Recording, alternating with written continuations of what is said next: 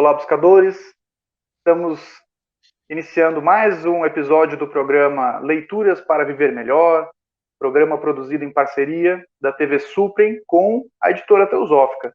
TV Suprem, que é o canal de comunicação da União Planetária, canal 2 da NET, aqui em Brasília. E se você estiver acompanhando esse vídeo pelo YouTube, não deixe de curtir o vídeo, se inscrever no canal, deixar seu comentário. Assim você provoca engajamento e nos auxilia a produzir mais material de qualidade para todos vocês. E hoje nós iremos conversar com a Mariana Pismel, lá de Curitiba. Tudo bem, Mariana? Seja muito bem-vinda. Grato por aceitar nosso convite. Obrigada. Boa tarde, bom dia, boa noite, né, para quem está assistindo. Obrigada, Charles. Bacana. Estamos muito felizes, né, pela sua presença e você se disponibilizar, trazer sua partilha para nós, né? A Mariana, ela tem formação em musicoterapia e ela atua como terapeuta, né, atuando com várias ferramentas, com terapia floral, com numerologia, musicoterapia e também dá cursos e treinamentos. E ela é membro da Sociedade Teosófica. Para quem quiser acompanhar mais do trabalho dela e conhecer as ferramentas que ela utiliza, pode acompanhar no Instagram o perfil Mariana Pismel.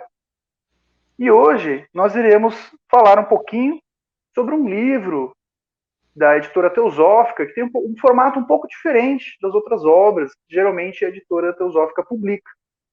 Essa é a obra intitulada O Idílio do Lótus Branco, de autoria da Mabel Collins, e esse livro ele é um romance. Na verdade, ele é dividido em duas partes, né? Ele tem uma parte que é um romance, que é uma história, claro que uma história recheada de significados espirituais, filosóficos, esotéricos, e depois ele tem digamos, notas, né, explicativas sobre a obra de autoria do Subahal, que foi um teósofo dos primórdios da história da sociedade teosófica, um grande brahmane, né, uma pessoa muito respeitada no meio teosófico. Mariana, fala um pouquinho para nós sobre o livro, sem dar spoiler, né, da trama, da história, mas extraindo, assim, o néctar, né, sobre como que é esse romance, né, como que a parte filosófica e espiritual se encaixa dentro dessa narrativa. Então, esse livro é muito interessante por conta disso, né? Eu acredito que ele é assim uma forma de você explorar os conhecimentos esotéricos, os conhecimentos filosóficos de uma forma mais lúdica, né? Então, com isso a gente consegue explicar mais fácil para outras pessoas, né? Então, eu acredito que vai por esse caminho. No meu caso, eu me identifiquei por causa disso, não é tão teórico, tão maçante assim, sabe? Mas ele vai contar a história, né, resumidamente, sem dar spoilers, de um jovem sacerdote que ele vai entrar num templo, e lá dentro do templo ele vai se encontrar com forças ali que no livro são representadas alegoricamente. Eu até poderia dizer assim, com base nos comentários do Subahal, que poderíamos dizer que tem alguma coisa, assim, parecida com a alegoria do Bhagavad Gita, também, por ser assim, a gente pensa que é um sacerdote, a gente pensa que são um grupo de pessoas, na verdade, são emoções, são sentimentos, são coisas que o nosso herói da história, né, ele vai relacionando com esses elementos do ambiente. Então, ali, basicamente, é uma história, assim, da busca pela verdade, de você ouvir a sua intuição, né, e daí vai mostrando a jornada de como ele vai evoluindo. Ele cai nas paixões humanas também, e depois ele retorna à luz. Então é uma clássica história nesse sentido. Que bacana. Ele traz então um pouco a jornada do herói, né, que a gente encontra nos mitos, né, que o famoso antropólogo Joseph Campbell descreve, né, esse padrão narrativo, e que embora, claro, em muitas narrativas, você, como no cinema, né, em muitos filmes, embora você tenha essa jornada do herói, você acaba perdendo a essência daquelas características espirituais mais profundas, né? O que não ocorre no Bhagavad Gita, como você muito bem citou. Na Bhagavad Gita, creio que seja a obra mística da Índia mais conhecida no Ocidente, né? É um trecho, né, de um poema maior, que é o Mahabharata, né?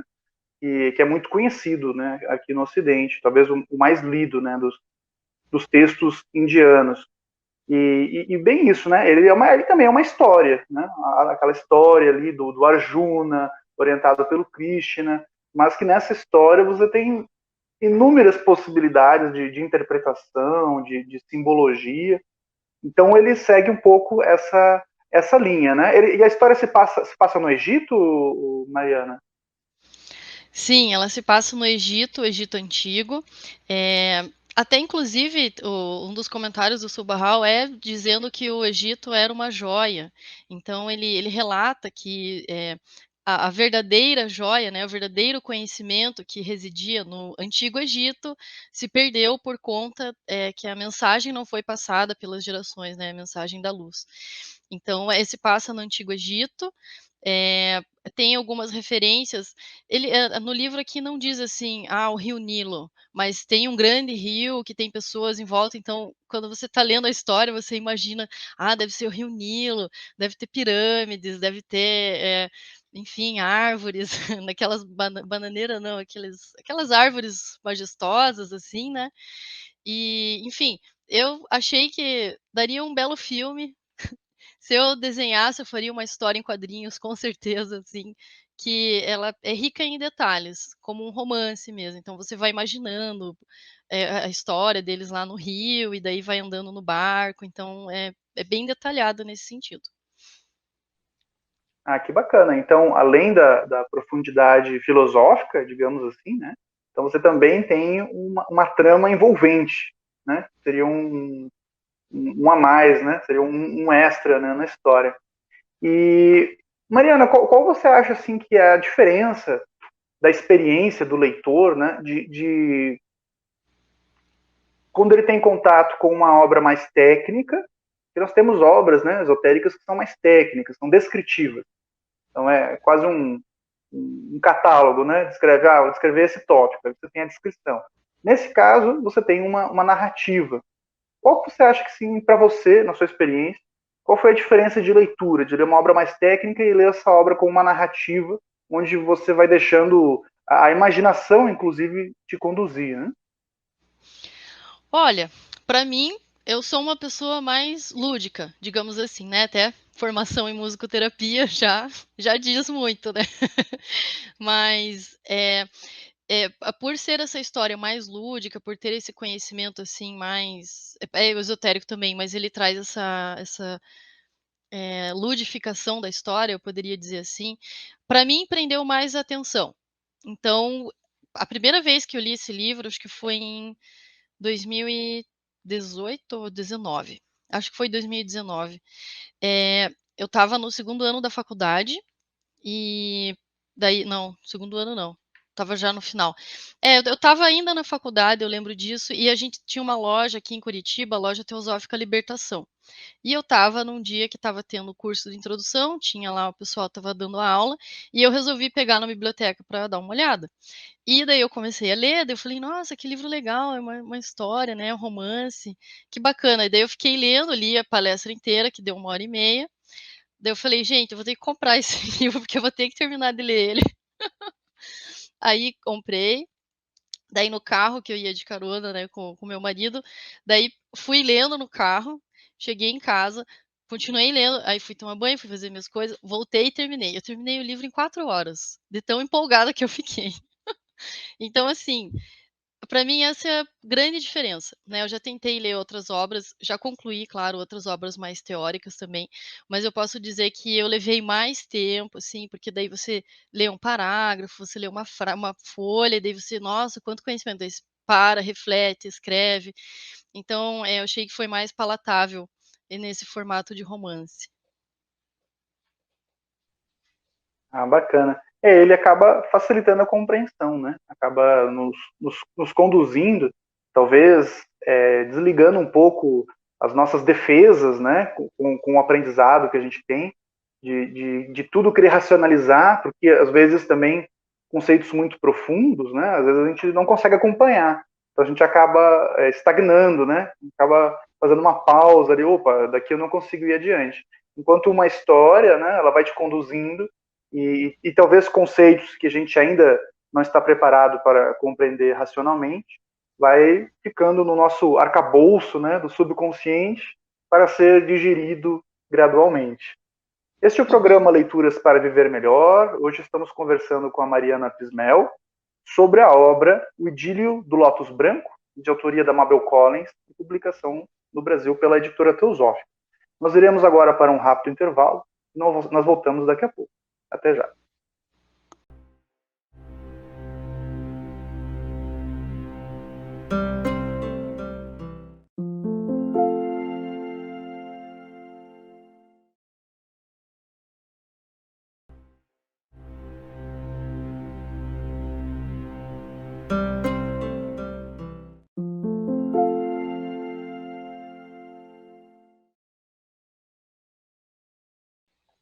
Estamos de volta, programa Leituras para Viver Melhor, hoje conversando com a Mariana Pismel sobre a obra O Idílio do Lótus Branco, de autoria da Mabel Collins, publicação no Brasil pela editora Teosófica. Mariana, teve algum impacto dessa leitura na sua vida? Como que ela te ajudou a viver melhor, se é que te ajudou? Olha, Charles, ajudou. Então, como eu falei, eu estava lendo esse livro no período da faculdade, né, e eu estava enfrentando uma crise de pânico, eu tive outros problemas, assim, tanto familiares, várias coisas, né. Então eu estava nessa luta, né, e estava fazendo tratamento psiquiátrico, estava usando os meus florais também, tudo que a gente tem direito. E ao ler esse livro, como ele fala de uma alegoria, de uma briga, digamos assim, né, entre o bem e o mal, que na história é representada pela uma rainha das trevas e a rainha dos lo essa senhora dos lotos, né, do que seria a luz, eh, mostra muito essa luta interna que o nosso herói, pequeno sacerdote, ele tem que enfrentar. Então eu me vi na história, porque eu pensei assim: "Nossa, realmente é uma luta interna que a gente tem, né, com as coisas, eh, que fazem a gente mal, pensamentos que a gente tem, tipo ansiosos e coisas assim, que a gente vem e tem que lembrar: 'Não, estamos aqui no momento presente, não precisa entrar em pânico, não precisa ter pavor'". Então assim, para mim foi marcante nesse sentido, de me dar uma força de passar por isso, de falar: "Não, eu tenho que ser que nem o sacerdote, pensar na rainha do lótus", né, e pensando nisso eu fiz uma tatuagem, como vocês podem ver, um lótus branco. Eu falei: "Eu tenho que registrar esse momento", porque quando eu começar a pensar besteira, cabeça viajar, eu olho para o lótus e falo: "Ó o lótus branco, a senhora do lótus, vamos lembrar da luz". Então, eu acredito que marcou muito para mim nesse sentido, sabe. Foi um período bem marcante, assim, e eu resolvi simbolizar em mim mesma. Poxa, que bacana, com certeza, né? Se você literalmente marcou no seu corpo, né, algo Uhum, relacionado à obra, certamente ela foi importante para você. Eu atualmente sim. eu ando lendo o livro vermelho do Jung, onde ele descreve as próprias experiências dele, a exploração dele do subconsciente. Uhum, E algo que eu percebi ali é que o Jung, através da habilidade que ele dominava, ele ilustrava, né, ele pintava. Então, ele criou uma própria mitologia da psique dele. Né? E a partir disso eu percebi que a gente pode fazer isso na nossa jornada também. A gente vai criar símbolos, livros, instrutores, ensinamentos que são importantes para nós. A gente vai construindo como a nossa própria mitologia pessoal, que é uma maneira de dialogar, né, com o nosso subconsciente. No caso do Jung, ele dialogava através da pintura, né? Mas cada um de nós, né, eu percebi, por exemplo, que eu dialogo através da escrita, né? Então, cada um de nós vai construindo. Então, bacana, esse símbolo acabou virando algo importante, né, da sua própria mitologia pessoal, algo da sua jornada, né? É uhum. bem significativo. É importante a gente esses detalhes, né, eles vão nos dando uma estrutura para a gente conseguir conduzir o nosso barco aí nesse mar tempestuoso que é a vida, né? Que não é fácil, né? Quando a Sim. gente acha que está tranquilo, vem um tsunami, né? E acaba, às vezes, virando o barco e a gente tem que ter âncoras, né? Para poder se estabilizar e continuar o nosso rumo. Mariana, você separou algum trecho da obra que você gostaria de trazer para nós? Eu sei que a obra ela tem uma linguagem bem poética, né? Bem bonita, assim, dos ensinamentos. Sim, separei sim. Tinha uns outros trechos, né, que também são muito legais, eu acabei não marcando aqui, mas eu separei um para a gente conversar hoje. Eh, Logo no final da história, não é bem no final, mas caminhando para o final da história, o sacerdote ele passou pela essa provação, né, do lado das paixões e ele precisa retornar à luz. Então, quando ele resolve voltar para esse caminho, ele recebe uma flor de lótus, ele está lá no quarto dele, fechado, e aparece outras coisas para ele, que são, outros sacerdotes, outras gerações que vieram antes dele, e passam lições para ele, então ele vai aprendendo. Eu entendi aqui que ele foi aprendendo pelo astral, né, foi recebendo aquelas informações, porque ninguém mais via, só ele via. E cada sacerdote transmitiu uma informação para ele. E tem um em especial que ele disse, era o sacerdote mais jovem daqueles que apareceram para ele, e ele trouxe 3 verdades. Então ele disse o seguinte, está lá na página 111, no capítulo 8: "Escute, irmão, há 3 verdades que são absolutas e não podem ser perdidas, mas podem permanecer em silêncio por falta de quem as expresse." Então, só para contextualizar aqui, foi dada a missão para o nosso sacerdote, para o nosso herói, para que ele leve essas informações para o resto da população, que saia do templo, né, que vá, se disponha para a humanidade, para o resto das pessoas, para que não se perca ali. E uma das informações são essas 3 verdades, que a primeira é: a alma do homem é imortal e o seu futuro é o futuro de algo cujo crescimento e esplendor não tem limites. O segundo é: o princípio que dá a vida habita em nós e fora de nós. É imortal e eternamente benéfico. Não é ouvido, nem visto, nem sentido pelo olfato, mas é percebido pelo homem que deseja a percepção. E o terceiro é: cada homem é o seu próprio absoluto legislador, produzindo para si glória ou trevas. É o decretador de sua vida, da sua recompensa e da sua punição. Então, daí ele finaliza dizendo: estas verdades, que são grandes como a própria vida, são tão simples como a mais simples das mentes humanas. Alimente com elas os famintos. A Deus, ao entardecer, virão buscá-lo se apresse. Então, esse é bem reflexivo esse trecho, né, para a gente pensar sobre o assunto. Com certeza. Bem profundo, né? E poético, né? E Uhum, para ler. Eu já tinha tido contato, né, com esse trecho do livro. Eu não cheguei a ler a obra na íntegra, mas esse trecho ele é bem conhecido no meio teosófico, assim, né? Vários oradores uhum, compartilham ele porque realmente ele tem um impacto muito grande, né? Por exemplo, chego a ficar meio emocionado, meio balançado, assim, com, sim. com, com esse trecho, né?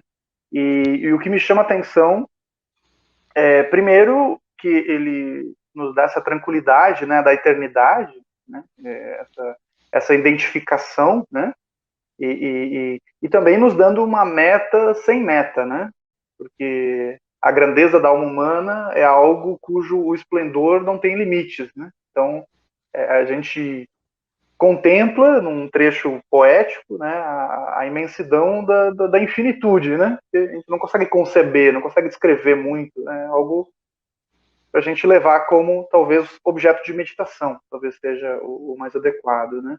E ao mesmo Uhum, tempo essa identificação, né? Essa coisa eterna está em nós, mas também está ao nosso redor, né? Ou seja, a ideia da unidade que é tão apresentada, né? Repetidas vezes apresentada na literatura teosófica e outras literaturas espirituais, esotéricas, orientais e ocidentais, e também no final ele traz para nós a responsabilidade, né, das nossas ações, né? Algo que é bem característico, eu vejo assim, bem característico como das tradições orientais, assim, né? Quando nas ocidentais a gente acaba às vezes colocando, né, a responsabilidade em Deus ou nos santos, né? Acaba mais pedindo ajuda, isso, algo mais de devoção, que também é uma característica, né, do caminho espiritual, o Bhakti Yoga, como dizem os indianos, né? Então essa religião mais da devoção, né? Mais da entrega, mas também tem esse outro lado, né? lado mais racional, assim, que a gente encontra no budismo, por exemplo, de trazer a responsabilidade do nosso caminho para as nossas ações, né? Para a nossa consciência. O que exige que a gente desenvolva discernimento, né? Para saber tomar as decisões certas nas horas certas, né? Não é um caminho fácil. Não. Mariana, a gente está chegando próximo do final do nosso tempo, né? O que você gostaria de fechar assim, a sua experiência sobre esse livro? Tem algum outro trecho que você separou para nós? Um trecho que a Senhora do Lótus está falando alguma mensagem importante ali para o sacerdote, era bem no comecinho. Olha, eu sei que ele não é um livro muito popular, né, assim, comparado com os outros que a editora tem, né, como a Voz do Silêncio, Luz no Caminho, mas, e a gente olha assim e fala: "Ah, né, parece simplesinho", mas ele é muito interessante, então, eu acho que a palavra que eu deixaria, assim, é eu recomendo a leitura dele, né, acho que para qualquer faixa etária, por ele ser uma alegoria, né, uma história lúdica, eu acho que qualquer faixa etária pode ler. E o ficar com os comentários finais ali do Subarral, que ele traz daí seria uma parte mais densa, uma explicaçãozinha, assim, mais do que significa cada coisa que aconteceu na história. Então, ele também traz essa parte mais teórica dentro desse livro, então, acho que seria isso, assim, a minha partilha. Eu recomendo a leitura. Tentem, vocês vão gostar. Mariana, então agradecemos a sua partilha, sua participação, Obrigada. gratidão. Que você possa retornar Agradeço em outras. vocês. Nós que agradecemos. E que você possa retornar em outras oportunidades, né? Para trazer outras leituras aqui para compartilhar conosco. Este foi mais um episódio do programa Leituras para Viver Melhor. Hoje conversamos com a Mariana Pismel, lá de Curitiba, sobre a obra O Idílio do Lótus Branco, de autoria da Mabel Collins, mesma autora de Luz no Caminho, que é um outro clássico, né, da literatura não só teosófica, mas espiritual, de modo geral, um livro muito conhecido. Publicação no Brasil pela editora Teosófica. Nós vamos ficando por aqui e até o nosso próximo encontro.